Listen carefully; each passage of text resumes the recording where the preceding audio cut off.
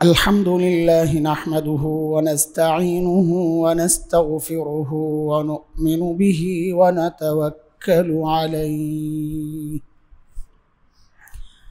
ونعوذ بالله من شرور أنفسنا ومن سيئات أعمالنا من يهده الله فلا مضل له ومن يضلله فلا هادي له وأشهد أن لا إله إلا الله وحده لا شريك له وأشهد أن سيدنا وسندنا وحبيبنا ومولانا محمدا عبده ورسوله اللهم صل على محمد وعلى آل محمد كما صليت على إبراهيم وعلى آل إبراهيم إنك حميد مجيد اللهم بارك على محمد وعلى آل محمد كما باركت على إبراهيم وعلى آل إبراهيم إنك حميد مجيد أما بعد فأعوذ بالله من الشيطان الرجيم بسم الله الرحمن الرحيم بلى من كسب سيئة وأحاطت به خطيئته فأولئك أصحاب النار هم فيها خالدون آمنت بالله صدق الله العلي العظيم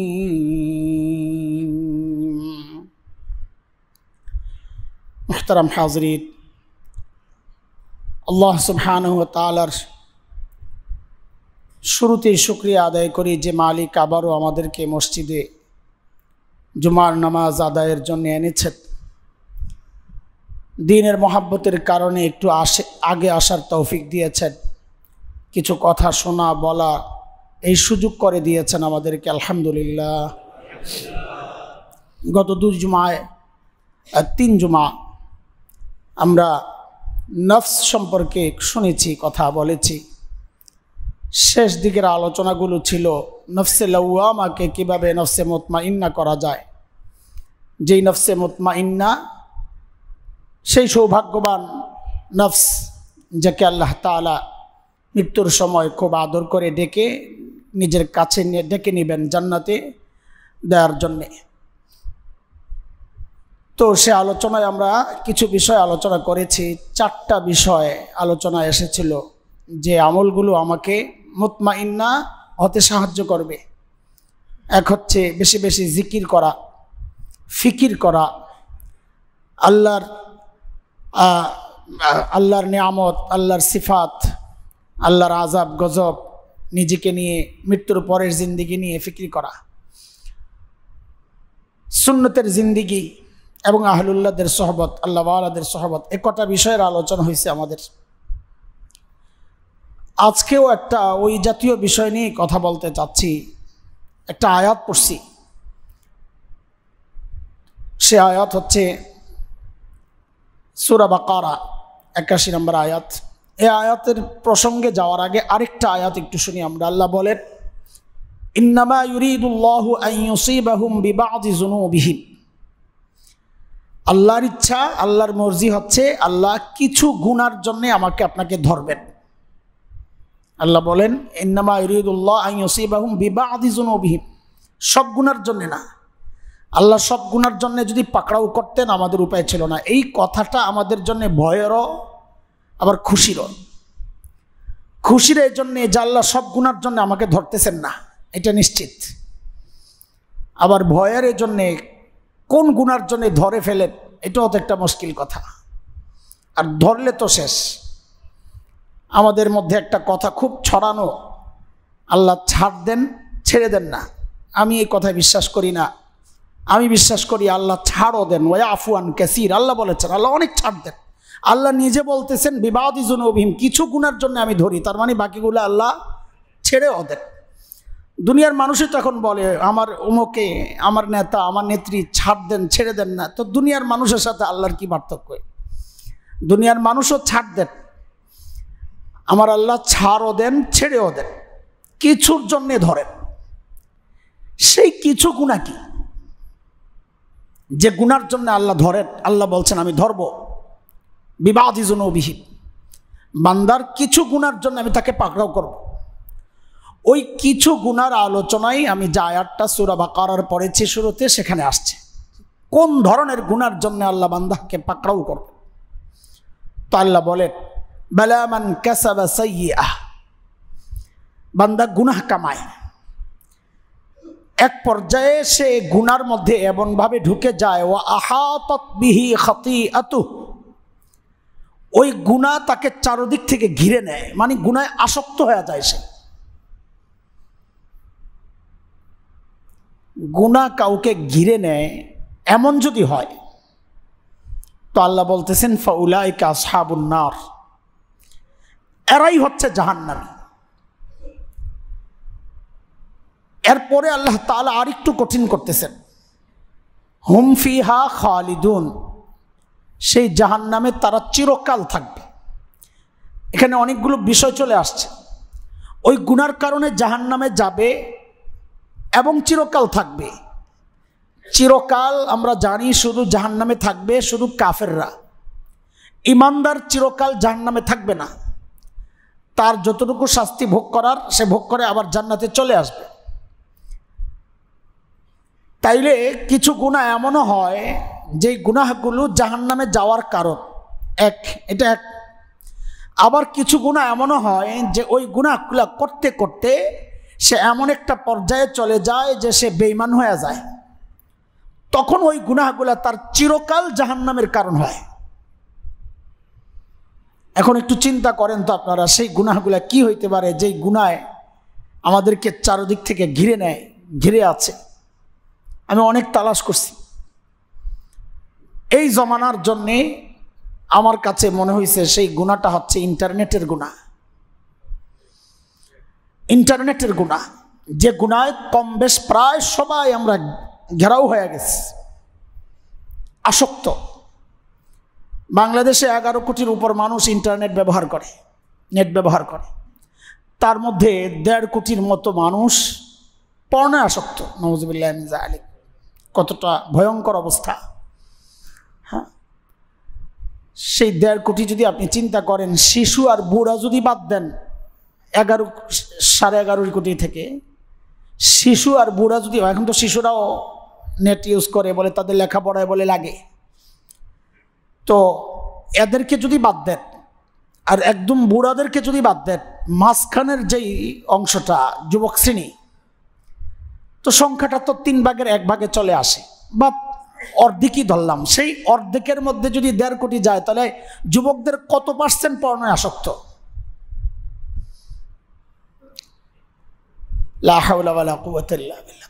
কতটা ভয়াবহ অবস্থায় আছি আমরা।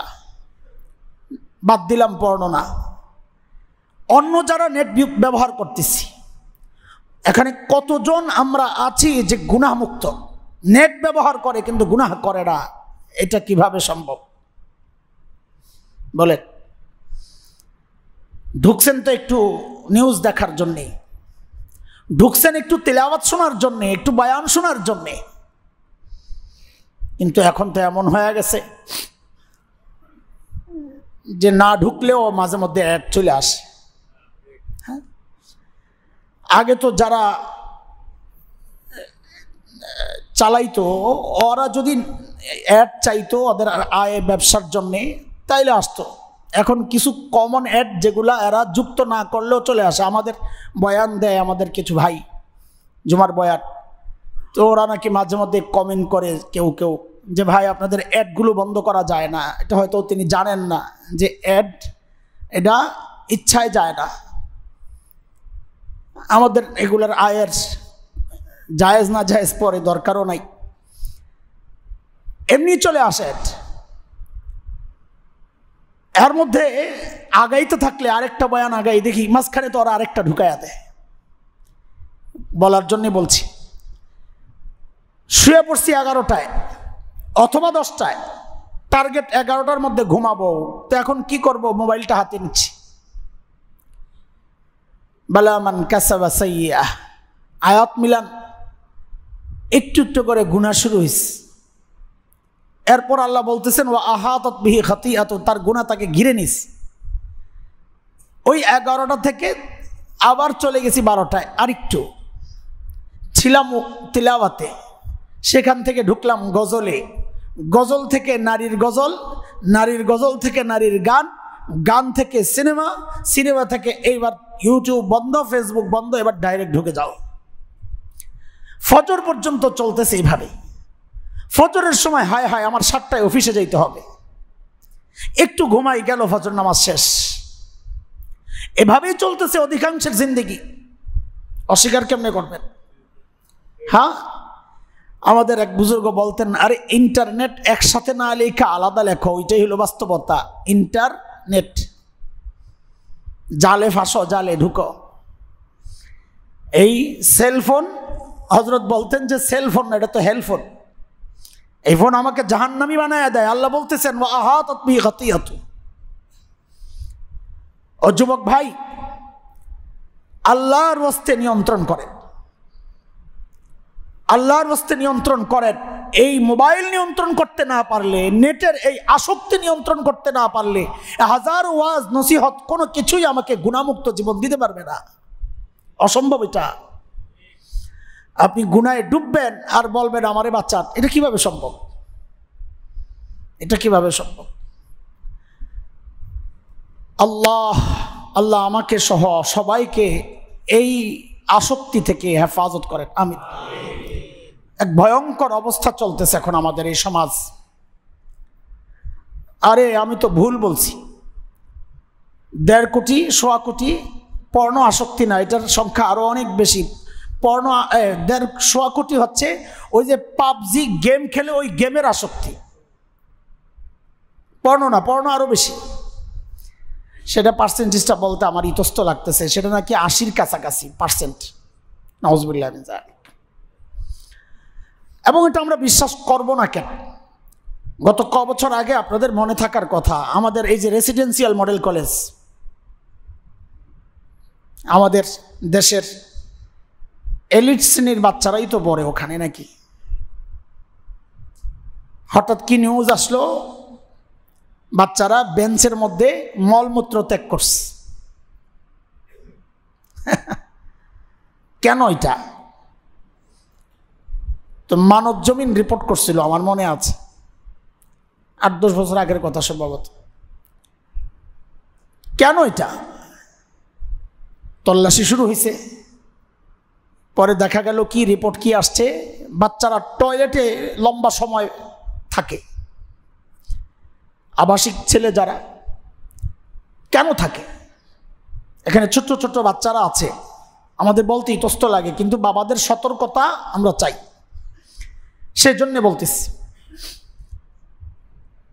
কেন থাকে তালাশ করতে করতে ওই যে এক বাচ্চা মানুষ ভালো করে ধরছে, বলে দিস কি করো, প্রত্যেকের কাছে মেমোরি আছে, মোবাইল আছে। সেই মেমোরির সন্ধান করতে করতে যায় দেখে প্রায় সবার পকেটে মেমোরি, মোবাইল ভালো। ওখানে যখন যায় ওই মেমোরি ব্যবহার করে বসে বসে আজে বাজে ছবি দেখে, ভিডিও দেখে। নাউজুবিল্লাহ মিন যালিক। আপনারা শুনলে অবাক হবেন, এটা আমাদের জন্য বড় দুর্ভাগ্য। গত 4-5 বছর আগে আমাদের মাদ্রাসায় এক ছোট্ট বাচ্চা, 8 থেকে 10 বছর হবে কিনা সন্দেহ, এই বাচ্চা বাসা থেকে মেমোরি নিয়ে আসছে। আরেকটু বড় বাচ্চার সাথে সে শেয়ার করে এটা, যে এটা একটা জিনিস বাসায় নিয়ে দেখো। ওই বাচ্চা বাসায় নিয়ে দেখার পর ধরা পড়ছে। কই পাইলা? মাদ্রাসা থেকে আনছে। আশ্চর্য, মাদ্রাসায় এই জিনিস পাওয়া যায়। অভিভাবক হিতাকাঙ্ক্ষী দৌড়ে আসছে আমাদের কাছে, হুজুর মাদ্রাসা সামলার এই জিনিস পাওয়া গেছে। ওরে ধরা হইলো, ভাই তুমি কই পাইছো? অমুকের কাছে। এখন ওই বাচ্চার সাইজ, বয়স, চেহারা মিলাইতে পারতেছি না, এটা কিভাবে সম্ভব? ধরছি তারে, তুমি কই পাইছো? কারণ আমাদের চিন্তা এটা না ভাইরাস হয়ে ছড়ায় গেল কিনা। তুমি কই পাইছো? বাসা থেকে আনছি। তোমার বাসা এটা কোত্থেকে আসলো? তার অভিভাবক ডাকাইছি। আমরা তো স্থির, এটা আসলো কোত্থেকে? অভিভাবক ডাকাইছি। উপায় নাই, সন্তানের এই জাতীয় দোষগুলো অভিভাবকের কাছে বলতে আমাদেরও তো লজ্জা লাগে। আমরাও তো বাবা মা, আমরাও তো বাবা, আমাদেরও তো সন্তান আছে। কিন্তু করার কিচ্ছু নাই, আমাদের গোড়া তো বের করতে হবে।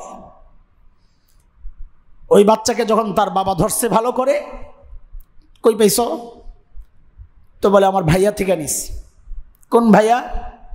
চাচাতো ভাই, ক্লাস 7-এ পড়ে। ওই ভাইকে ধরা হয়েছে, তুমি কই পাইছো? চাচির ল্যাপটপ থেকে নিস। আবার ঘুরা তার নিজের ঘরে, যে বাবা ধরছেন ওই বাবা, ওই সন্তানেরই মা তার ল্যাপটপে এগুলো সংরক্ষণ করে। ওই বাচ্চা টের পাইছে, চাচির ঘরে ঢুইকা ওখান থেকে কেমনে এসে নিয়ে নিস। বুঝেন অবস্থা? ওই মায়ের সন্তান এটা আরেকজনকে দিবে না তো কে দিবে? সে ছোট্ট বাচ্চা, তার এই বোধটুকু আসছে নাকি, যেটা কি জিনিস? 8-10 বছর কি বোধ আসছে? সেটাকে একটা খেলনা মনে করতেছে, একটা তামাশা, দুষ্টামি। তো ওই রেসিডেন্সিয়াল মডেল কলেজের যে হিস্টোরি আপনাদেরকে শোনাইতে চাচ্ছে, হারে এগুলো বলতে আমাদের কতটা ইতস্ত লাগতেছে যদি বুঝাইতে পারতাম, কিন্তু করবো কি? ক্যান্সারের মতো যখন ছড়ায় গেছে, এখন ডাক্তার এগুলা নিয়ে চুপথাপ থাকলে তো চিকিৎসা হবে না। এখন ওরা তালাশ করতে করতে এই যখন সূত্র পাইছে যে এই কারণে বাচ্চারা টয়লেটে দেরি করে, তো ওরা খুব কঠোর আইন করছে। এতে বাচ্চারা ক্ষিপ্ত হয়ে গেছে, তাদের মোবাইল জব্দ হয়েছে, সাময়িক শাস্তি হয়েছে, ভয়ঙ্কর কেউরে হয়তো ছাঁটাই করা হয়েছে। কর্তৃপক্ষ প্রতিষ্ঠান রক্ষার জন্যে, তাদের সুনাম রক্ষার জন্যে যা যা পদক্ষেপ নেওয়ার সব নিছেন, এটাই তো হওয়ার কথা। কিন্তু বাচ্চারা এত খেপছে, এটাকে তারা সহজে নিতে পারে নাই। তারা ওই ক্লাসরুমের বেঞ্চের মধ্যে সব আমাদের ওই জায়গার দেরি তোমরা আটকাইছ, ওখানে আর দেরি করবো না, এখানে কাজ সারছে, সব বেঞ্চ নষ্ট করে রাখছে। এটা কত ভয়ঙ্কর একটা কথা। পত্রিকাওয়ালারা পাইছে তাদের খোরাক, তো ওইটা রিপোর্ট করছে, করে এখন ওরাই তল্লাশি শুরু করছে যে সারা দেশের কি অবস্থা। এমন একটা সুন্দর প্রতিষ্ঠানের অবস্থা যদি এই হয়, সারা দেশের কি অবস্থা। তো সারা দেশে তখন তারা একটা জরিপ চালাইছে। এটা আমার কথা না, পত্রিকাওয়ালাদের রিপোর্ট, আমি জানি না সত্য মিথ্যা। ওই জরিপটাও আমাদের জন্য আরও 8-10 বছর আগের জরিপ শোনাইতেছি আপনাদেরকে। তো তারা জরিপে প্রকাশ করেছিল বাংলাদেশের 65 থেকে 75, আর ক্লাস হচ্ছে 6-7 বাচ্চা কত বয়স বলে? 13-14, ধরলাম 15, গ্রামের ছেলেবেলে একটু বয়স বেশি হয়, ধরলাম 15।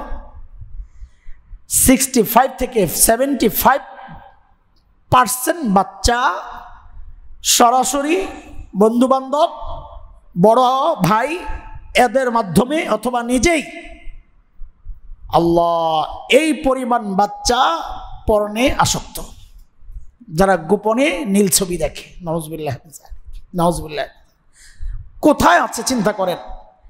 এই বাচ্চার সামনে নবীকে কেউ গালি দিলে তার দিলের মধ্যে আগুন কেন জ্বলবে আপনি বলেন? এই যুবক যখন কলেজ যায়, ইউনিভার্সিটিতে যায়, তার পাশের সঙ্গী দাড়ি টুপি নিয়ে কথা বললে তার দিলের মধ্যে আগুন কেন জ্বলবে আপনি বলেন? কারণ তার দিল তো আগে থেকেই পচে নষ্ট হয়ে চরম পর্যায়ে চলে গেছে।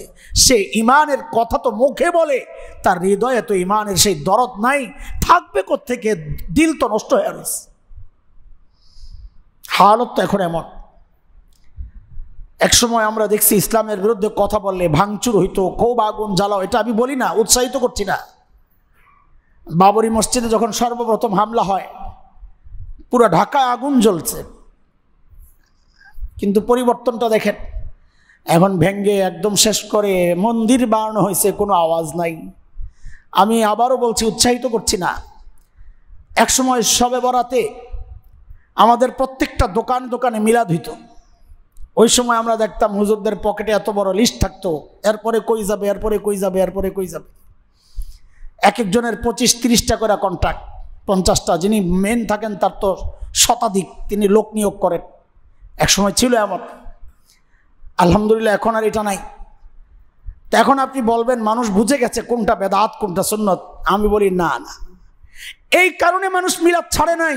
তাহলে তো আমার খুশির খবর ছিল যে বেদাত চিনে গেছে মানুষ। মানুষ তো এই আমল ছাড়ছে দ্বীনি অনুভূতি নষ্ট হওয়ার কারণে। পার্থক্যটা বুঝাইতে পারছে কিনা? ভাঙচুর করা, জ্বালাও পোড়াও করা, এই কারণে মানুষ ছাড়ে নাই, যেটা ভিন্ন ধর্মাবলম্বীদের উপর জুলুম। এই অধিকার আমার দ্বীনও দেয় নাই, আমার শরীয়তও দেয় নাই। একজনের কারণে আরেকজনের উপর আঘাত করা, এই অধিকার আমার দ্বীন আমাকে দেয় নাই। মানুষ যে এই প্রতিবাদ করা ছাড়ছে, এই কারণে ছাড়ে নাই, ছাড়ছে তার দ্বীনি অনুভূতিটাই নষ্ট হয়ে গেছে, প্রতিবাদী অনুভূতিটাই নষ্ট হয়ে গেছে। ছাড়ছে তো এই কারণে, আফসোস তো ওই জায়গায়।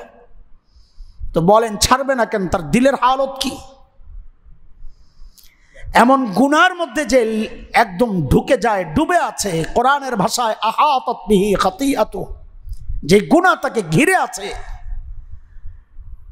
সে গুনার ভেতরে থেকে সে পাপের এই রাজ্যে বসবাস করে, সে নেক আমলের অনুভূতি তার জাগবে কোত্থেকে? বলেন কোত্থেকে জাগবে? এত কথা বলছি, এত এত কথা আসতেছে, হ্যাঁ যাচ্ছে কোথায়? যাবে কোথায়? মসজিদে আসতেছে কয় মিনিট, নেটের সাথে থাকতেছে কয় মিনিট। মাঝে মধ্যে আমাদের কাছে অনেকে এসে পরামর্শ চান, হুজুর নামাজে মনোযোগ থাকে না, নামাজে মনোযোগ কিভাবে আনা যায়?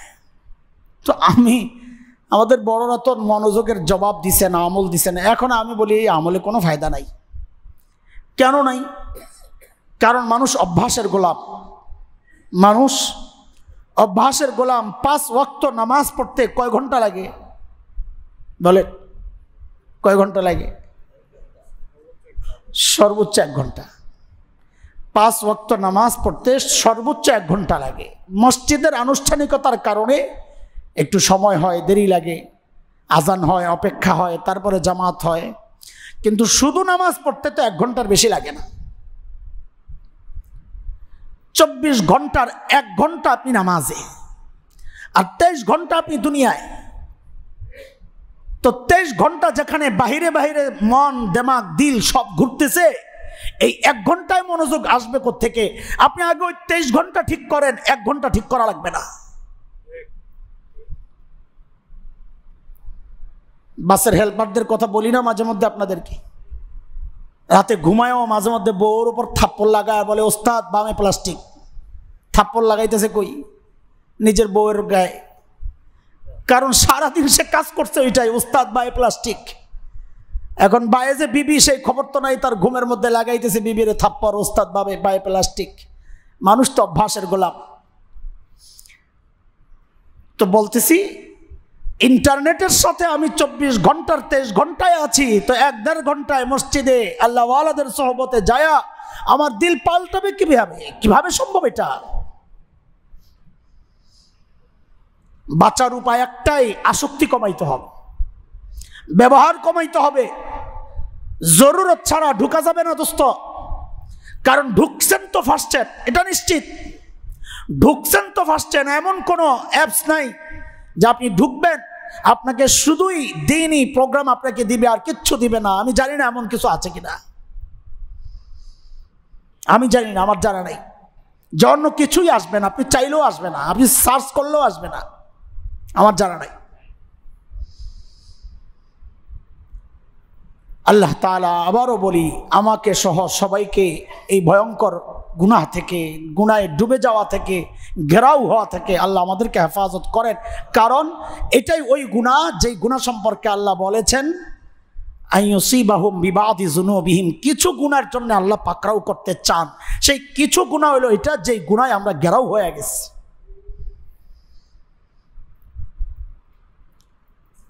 বাঁচার উপায় কি? ও যুবক ভাইরা খেয়াল করো, বাঁচার উপায় কি? আমরা যদি বলি উপায় কি, তো আমি বলবো সবচেয়ে বড় উপায় হচ্ছে নিজের দৃঢ়তা। আমাকে বাঁচতেই হবে। হাজারো নসিহত করলাম, আমি পাক্কা নিয়ত করলাম না, তো এই নসিহত আমাকে কে কে কে আপনাকে গুনাহ থেকে বাঁচাবে? আমি নিজে যদি ইচ্ছা না করি তো কে আমাকে বাঁচাবে? আগুনের দিকে হাঁটতেছি আর বলতেছি হুজুর বাঁচবো কেমনে? আরে ভাই তুই দাঁড়া, তাইলে তো বাঁচবি। এসব সোজা না। আগুনের গহ্বর সামনে, ওদিকে আমি হাঁটতেছি আর আশেপাশের মাওনাদেরকে জিজ্ঞেস করতেছি হুজুর ওই আগুন থেকে বাঁচবো কেমনে? বলে বাঁচার উপায় তো তুই দাঁড়ায় যা, আগাইস না। আর আমি হাঁটতেছি ঠিকই আর বলতেছি বাঁচবো কেমনে? তোমাকে ধৈর্য কে আটকাবে তুমি হাঁটতে থাকলে? হ্যাঁ, এক নাম্বার বাঁচার উপায় হচ্ছে আমাদের দৃঢ় ইচ্ছা যে বাঁচতেই হবে। এ গুনাহ আমাকে জাহান্নামে নিয়ে যাবে। আল্লাহ বলতেছেন বাঁচতেই হবে, জাহান্নামের আগুন থেকে আমাকে বাঁচতেই হবে। এই পাক্কা নিয়ত আগে করি, সংকল্প করি, দৃঢ় ইচ্ছা করি যে আমাকে বাঁচতেই হবে ইনশাআল্লাহ। বলো যুবক ইনশাআল্লাহ। আল্লাহর হস্তে ভাই ছেড়ে দাও না, ছেড়ে দাও না। আল্লাহর হস্তে বলি ছেড়ে দাও না। প্রয়োজন ছাড়া মোবাইল হাতে নিও না, প্রয়োজন ছাড়া ঢুইকো না, কথাবার্তার প্রয়োজন ছাড়া। আর কি প্রয়োজন তোমার বলো?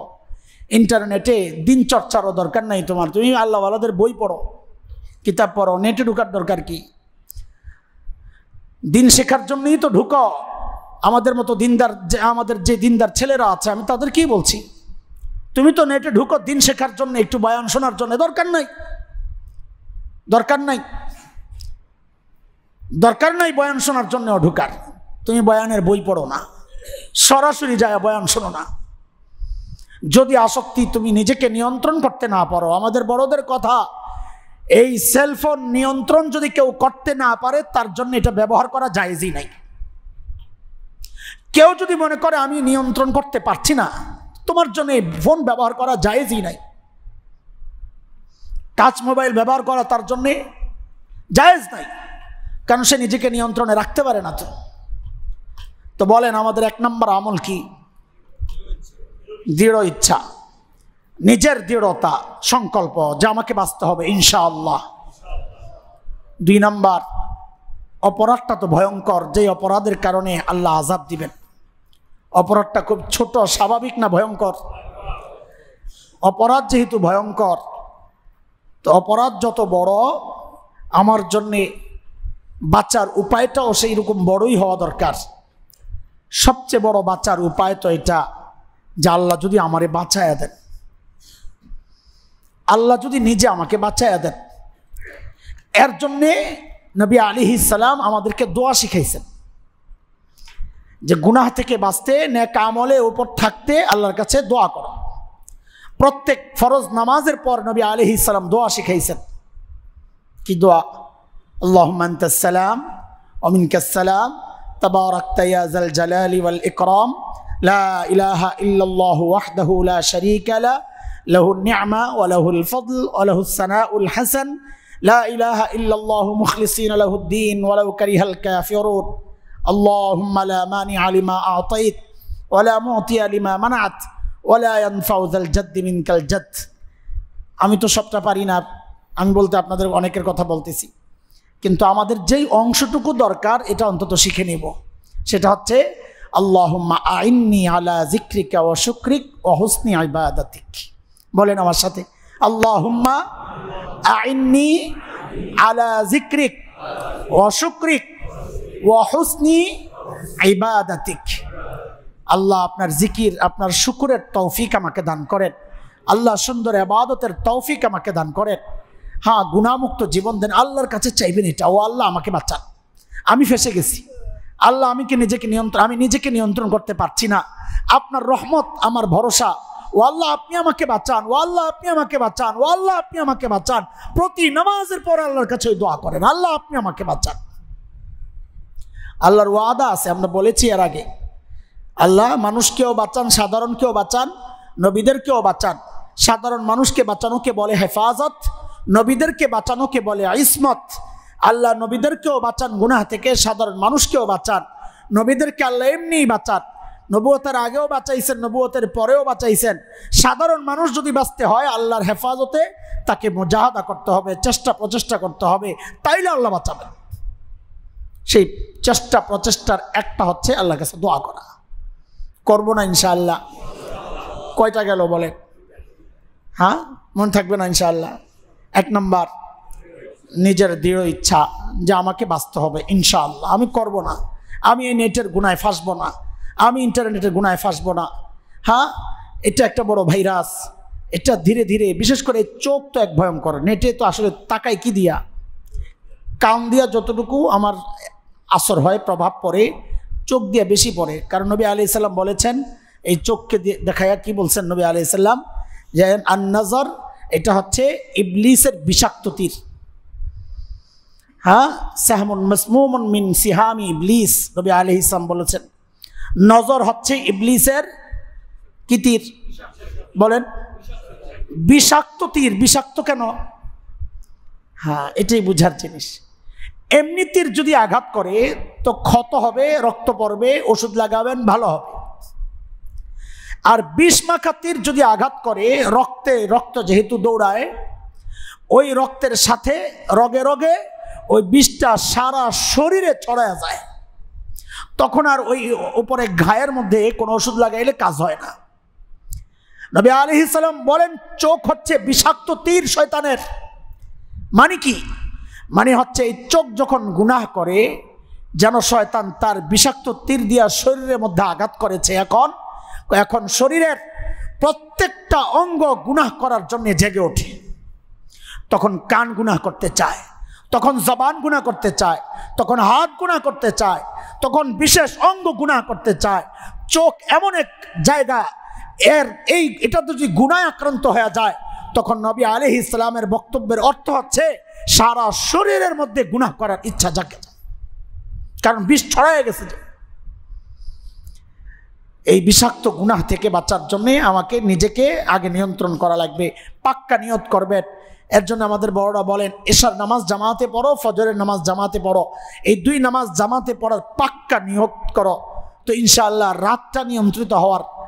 তাহাজ্জুদের নিয়ত করো, যে তাহাজ্জুদ পড়বো ইনশাআল্লাহ তাআলা। এবং আপনাদেরকে বলি একটা কথা, চোখের হেফাজত না হইলে তাহাজ্জুদের তৌফিক হয় না। এটা কত যে পরীক্ষিত আমল, বড়দের কাছে বহুবার শুনছি, বহু জায়গায় পড়ছি, নিজের হালও তো দেখছি। চোখের হেফাজত না হইলে তাহাজ্জুদের তৌফিক হয় না। এটা একটা, কিভাবে যে বলবো আপনাদেরকে, জীবনের যত পরীক্ষিত আমল আছে তার মধ্যে একটা। চোখের হেফাজত না হইলে তাহাজ্জুদের তৌফিক হয় না। আর তাহাজ্জুদের তৌফিক না হইলে কি হয়েছে? এটা তো ফরজ না, তাই না? ওয়াজিবও না, সুন্নতে মুআক্কাদাও না, তাই না?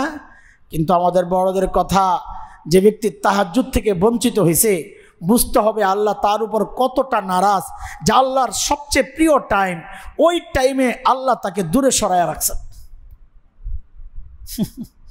কথাটা অনেক সোজা, কিন্তু অনেক ওজনওয়ালা কথা। যে তাহাজ্জুদ পড়তে পারলো না, আল্লাহ তাকে পছন্দ করেন না, বিশেষ সময় আল্লাহ তাকে দূরে সরাইয়া রাখছেন।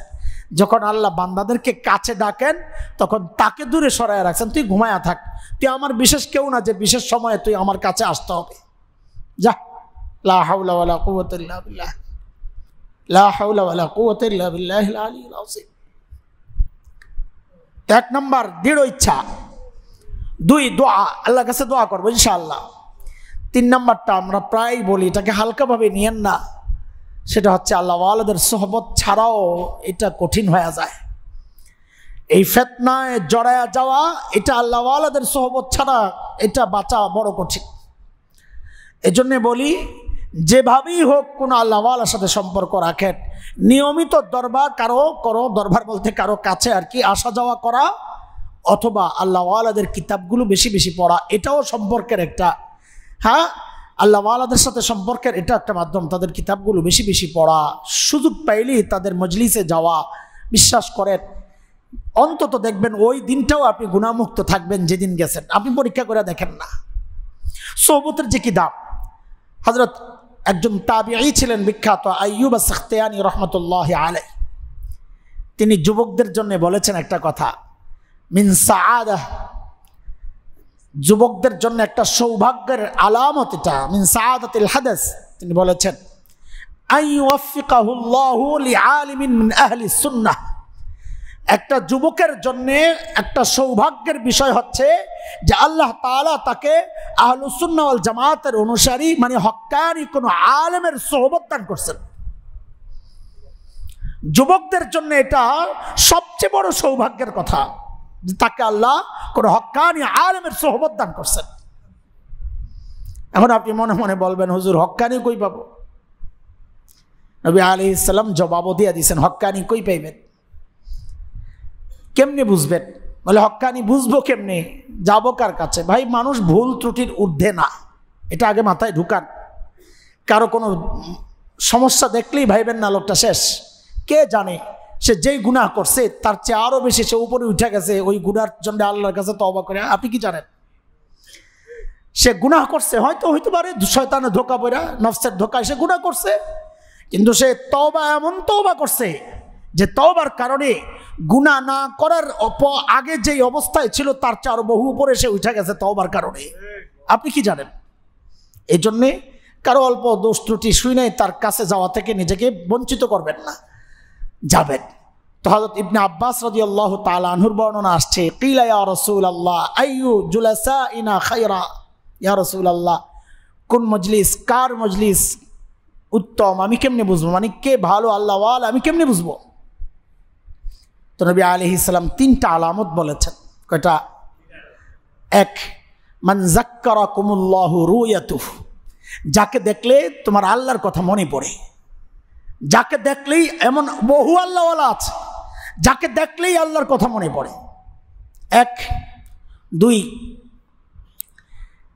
যার আলোচনা শুনলে, মান যাদা ফি ইলমিকুম মানতিকু, যার আলোচনা শুনলে তোমার জ্ঞান বাড়ে, কিছু পাওয়া যায়।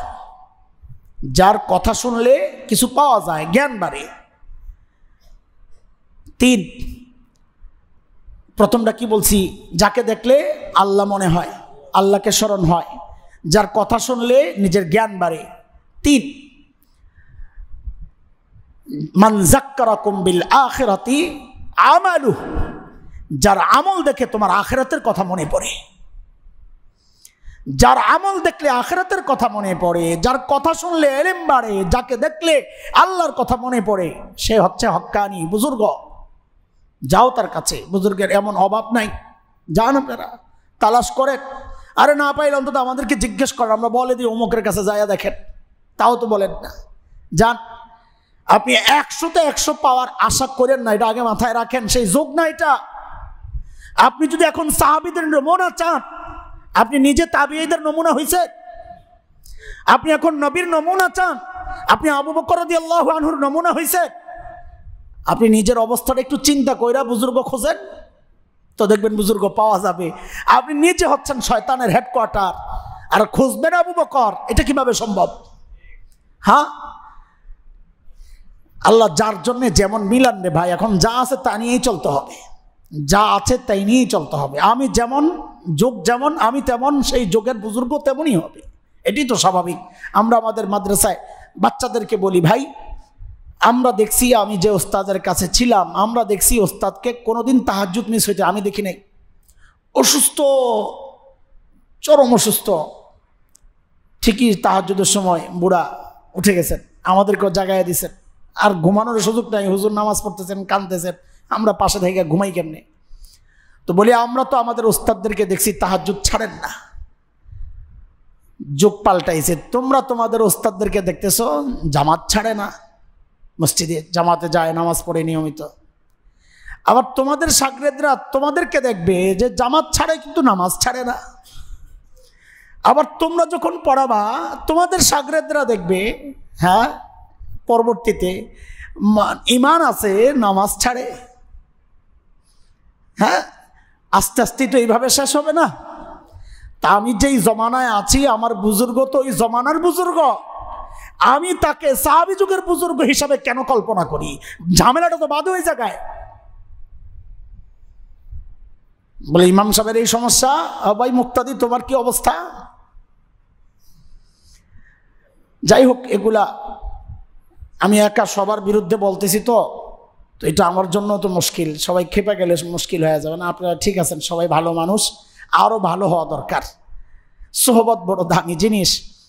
হযরত ইমাম যাহাবী রহমতুল্লাহ আলাইহির ইসলামের ইতিহাসে একটা লেখা, ওনার কিতাব তারিখ ইসলাম, আব্দুল্লাহ হযরত মালিক ইবনে দিনার একজন বড় বুজুর্গ ছিলেন। তার একটা ঘটনা তিনি এনেছেন। ঘরের চোর ঢুকছে, সোহবত কি দামি জিনিস, ঘরের চোর ঢুকছে।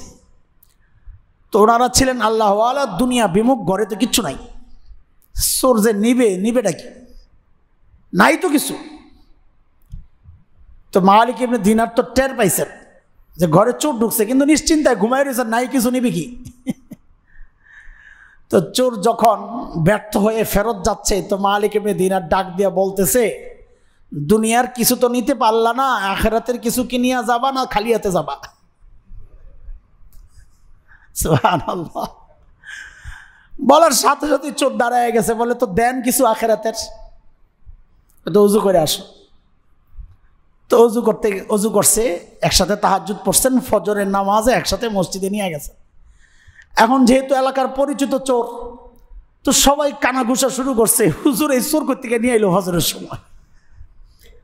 তো জিজ্ঞেস করতেছে কি সমস্যা, কে আরে কই পাইলেন? তো হযরত মালিক ইবনে দিনার জবাব দেন, যা আলিয়াসরিকানা ফাসারাকনা, সে আসছিল চুরি করতে, উল্টা আমি চুরি করছি। সে আসছিল আমারে লুটতে, আমি তারে লুটে নিছি। সোহবতের বরকত, সোহবতের বরকত। হ্যাঁ, আল্লাহওয়ালাদের কাছে গেলে কোনো না কোনো একটা বাহানায় দিল পাল্টায়া যায় রে ভাই, জীবন পাল্টায়া যায়, যাবে ইনশাআল্লাহ, যাবে ইনশাআল্লাহ। সোহবত এটা, সোহবতের দাম এটা। আরে নবী আলাইহিস সালাম যখন সাইয়েদনা আবু বকর সহ মদিনার পথে হিজরত করছেন, তো পুরস্কার ঘোষণা হয়েছে না, ধরলেই 100 পুরস্কার। সব তো বের হয়ে গেছে ধরার জন্যে। সুরাকা ইবনে মালিক রাদিয়াল্লাহু আনহু পায়া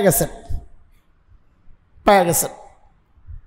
কিন্তু ঐতিহাসিকরা লেখেন, ওই যে খুব কাছ থেকে নবীকে এইভাবে পায় নাই কোনো সময়, ওই দিন যেভাবে পাইছে, চেহারার দিকে তাকায় এটা মায়া লাগছে, আগে তো কোনোদিন এইভাবে দেখে নাই। বলে সাথে সাথে মুসলমান হয়ে গেছে। বুরাইদা আসলামী রাদিয়াল্লাহু আনহু, তিনি একা বের হন নাই, 70 জন সঙ্গী সহ বের হয়েছিলেন ধরার জন্যে। হযরতে বুরাইদা আসলামী রাদিয়াল্লাহু আনহু, কয়জন সাথী, কয়জন? আল্লাহু আকবার। আগে তো শুনছেন, দূর থেকে দেখছেন, একদম কাছে যাওয়ার সুযোগ তো হয় নাই। কিন্তু সেদিন যখন ধরে ফেলছেন নবী, কয়জন তাদের কাফেলা, কয়জন? না, নবী আলাইহিস সালামের সাথে কাফেলা কয়জন? 3 জন। সাইয়েদনা আবু বকরের সাথে ওনার এক গোলাম ছিলেন রাস্তা দেখানোর জন্যে, আর ওই যে বাহন নিয়ে আসার জন্যে, যে আমরা যাচ্ছি তুমি গাড়িটা ওখানে নিয়ে যাও। মাঝে মাঝে আমরা বিপদে বললে ওইরকম করি, গাড়িটা ওখানে রাখ, আমি আরেক রাস্তা দিয়ে আসতেছি। ওই গোলামও ছিলেন। তো নবী আলাইহিস সালামকে কাছ থেকে এইভাবে কখনো পায় নাই, সেদিন পায়া গেছে। সবাই ঘেরাও করছে চারিদিক থেকে, এই নি মুহাম্মদ সাল্লাল্লাহু আলাইহি ওয়াসাল্লাম। আয় হায় সৌভাগ্যবান, এত কাছ থেকে নবীকে পেয়ে, দেখে চেহারার দিকে তাকায় এমন এক মায়া তৈরি হয়েছে। ইতিহাস, হযরতে বুরাইদা আসলামী রাদিয়াল্লাহু আনহু ধরতে গেছেন, ওই 70 জন সঙ্গী সহ সাথে সাথে মুসলমান হয়ে গেছে। সোহবত যে কি দামি জিনিস, সোহবত। এই 3টা আমল বললাম, বলেন 1 নম্বর কি? দৃঢ় ইচ্ছা, আমাকে ছাড়তে হবে এই গুনাহ। 2 দোয়া, আল্লাহর কাছে দোয়া করা, তৌফিক চাওয়া, আল্লাহর কাছে তৌফিক চাওয়া। 3 আল্লাহ ওয়ালাদের সহবত। 4 গোপনের গুনার জন্য গোপনে একটু চোখের পানি ফেলা। গুনাহ তো করতেছি গোপনে গোপনে, হ্যাঁ, গোপনের গুনার জন্য সারা দিনের একটা মুহূর্ত একা একা হন না। একা একা হইয়া একা একা একক মালিকের কাছে বলেন না, আল্লাহ কেউ তো জানে না, কেউ তো দেখে না, কেউ না দেখলেও তুমি তো দেখছো। আরে মুসলমান, আমি আপনি কি দেখতেছি, কোন ব্রাউজার ইউজ করছি, কতক্ষণ ছিলাম, এগুলো যদি রেকর্ড হয় দুনিয়ার মেশিনে, আমরা এদেশের মানুষ কতজন মানুষ কত মিনিট নেটে আছে এগুলো রেকর্ড হয় না, জানায় না তারা মাঝে মধ্যে। দুনিয়ার মেশিনে যদি সব রেকর্ড হয়, তা আল্লাহর মেশিনে তো সব রেকর্ড হচ্ছে, এটা তো খুব কঠিন কিছু না। টিপ দেওয়ার সাথে সাথেই রেকর্ড, কতক্ষণ ছিলেন ওইটাও রেকর্ড, টাইম টাইম হিসাব হচ্ছে দুনিয়ার মেশিনে। একা একা হয়ে আল্লাহর কাছে কথাটা বলেন না, মালিক একা হইয়া গুনাহ করে ফেলছি, আমাকে যে পাক করবে সাফ করবে তুমি ছাড়া কে আছে, আমি ভুল করছি মাফ করে দাও। গোপনের গুনার জন্য গোপনের একটু চোখের পানি, চোখের পানির পাওয়ার যে কত হাদিসে কত আসছে কত আসছে কত বলেছিও। আল্লাহর ভয়ে চোখের পানি, ওই পানি জাহান্নামের আগুনকে নিভাইয়া দেওয়ার জন্য যথেষ্ট। আল্লাহর ভয়ের একটু চোখের পানি, একটু চোখের পানি দরকার। গুনাহ তো করছি সারা জীবন, সারা জীবনের গুনাহ মোছার জন্য এক ফোঁটা আল্লাহর ভয়ের চোখের পানি দরকার। প্রতিদিন চেষ্টা করি একটু চুপচাপ সময় বসে, গত জুমায় আমরা মোরাকাবার কথা বলেছি, মৃত্যুর মোরাকাবা। এই চুপচাপ বসে বসে ওই যে বলেছি নিজের জাত নিয়ে চিন্তা করা, কি গুনাহ করছি কি নেক করছি ওগুলা চিন্তা করে একটু চোখের পানি ছেড়ে দেব। আল্লাহ আমি ভুল করছি, আমি ভুল করেছি, আমাকে মাফ করে দাও, আমাকে মাফ করে দাও। আল্লাহর ওয়াদা, আল্লাহর ওয়াদা, আল্লাহর ওয়াদা। আল্লাহ বলেছেন আমি মাফ করে দিব, নবী আলাইহিস সালাম ওয়াদা দিয়েছেন আল্লাহ মাফ করে দিবেন। যত বড় গুনাহ হোক, যত বেশি পরিমাণের গুনাহ হোক। বেশির মাত্রা কত? বান্দার দৃষ্টি চিন্তা যেই পর্যন্ত আসমান, আসমান হচ্ছে বান্দার চিন্তার সর্বশেষ। কত দূর সেটা এখনো কল্পনা করে নাই, কিন্তু জানে এটাই শেষ, দুনিয়ার শেষ সীমানা আসমান। তো আল্লাহ বান্দাকে বুঝানোর জন্যে ওই সীমানাই বলছেন, আসলে ওইটাই নির্ধারিত না, আরও যদি বেশি হয় তাও মাফ। আল্লাহ বলেন লা উবালি, আমার কোনো পরোয়া নাই। বান্দার গুনাহ সারা দুনিয়া ভৈরা যায় যদি আসমানে যায় ঠেকে, তা আল্লাহ বলতেছেন আমার কোনো পরোয়া নাই। সে যদি খালি একবার বলে আল্লাহ ভুল করছি আমারে মাফ করিয়া দাও, আমি সাথে সাথে তার সব গুনাহ মাফ করিয়া দিব। আল্লাহ তো আমার কোনো পরোয়া নাই।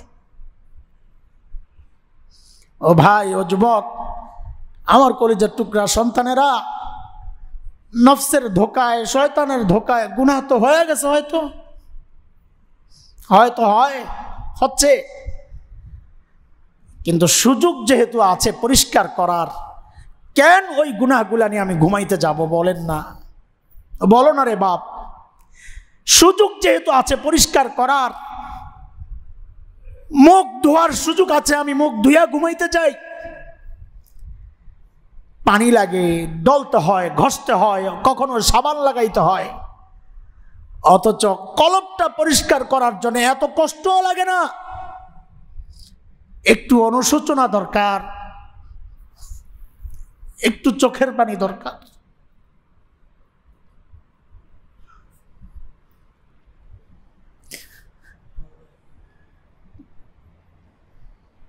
দুনিয়ার স্বার্থের জন্য কত জায়গায় যায় কান্নাকাটি করো, দুনিয়ার স্বার্থের জন্য কতজনের হাত পায়ে ধরো, আখিরাতের স্বার্থের জন্য মালিকের হাতে পায়ে ধরার একটু অনুভূতি কি তোমার জাগে না?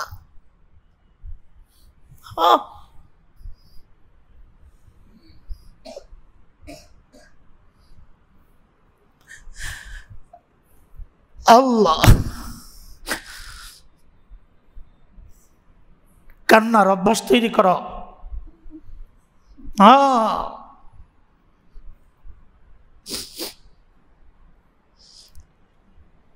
গোপনের গুনার জন্য গোপনে কান্নার অভ্যাস তৈরি করা যুবক। তো গোপন গুনাহ ছাড়া সহজ হবে ইনশাআল্লাহ।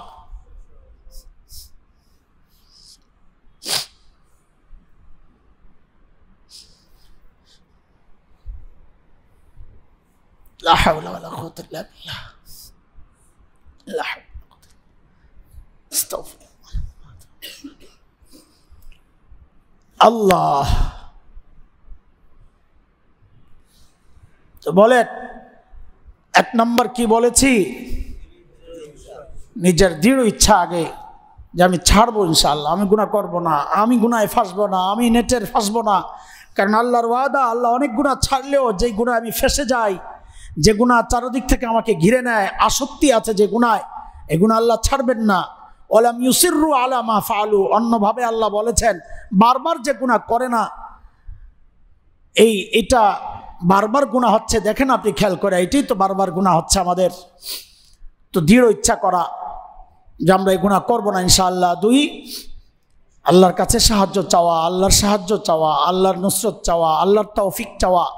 3, আল্লাহ ওয়ালাদের সোহবতে যাওয়া। 4, গোপন গুনার জন্যে গোপনে আল্লাহর কাছে একটু চোখের পানি ফেলা। এগুলো হচ্ছে এই যে গুনায় আমরা ফেসে যাই, গুনাহ থেকে বাঁচার উপায়। আপাতত কয়টা বললাম, ইনশাআল্লাহ চলবে, সুযোগ যদি থাকে আরো চলবে ইনশাআল্লাহ তাআলা। যেহেতু হজের মৌসুম চলে আসছে, মাঝখানে হয়তো হজ কোরবানির কিছু আলোচনা আবার চলতে পারে। ধারাবাহিক কিছু আলোচনার পরে আমরা আবারও শুরু করব ইনশাআল্লাহ সময় মতো। আল্লাহ তাআলা আমাদের সবাইকে সমস্ত রকমের গোপন গুনাহ, বাহ্যিক গুনাহ, ভেতরের গুনাহ, প্রকাশ্য গুনাহ, সব রকমের গুনাহ থেকে আল্লাহ আমাদেরকে হেফাজত করেন। আমিন। ওয়া আখিরু দাওয়ানা আলহামদুলিল্লাহি রাব্বিল আলামিন।